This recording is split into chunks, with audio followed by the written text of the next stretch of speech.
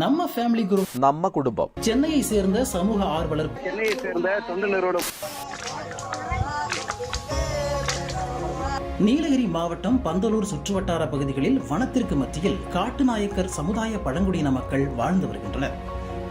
காடு சார்ந்து வாழ்ந்து வரும் பழங்குடியின மக்களை ஒன்றிணைத்து தீபாவளி கொண்டாட்டம் வெகு விமர்சையாக நடந்தது.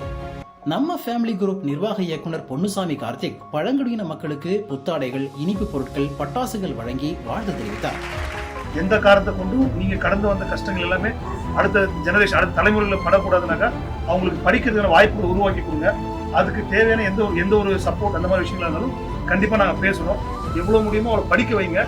படிச்சா மட்டும்தான் நம்ம ஏதோ ஒரு அடுத்த நிலைமைக்கு வர முடியும். படிப்பை எந்த காரணமும் தட்டி கழிக்காதீங்க. பழங்குடியினர் குழந்தைகளை கல்வியில் மேம்பட வைக்கவும் அதற்கான அனைத்து உதவிகளையும் செய்ய உள்ளதாகவும் தெரிவித்தார்.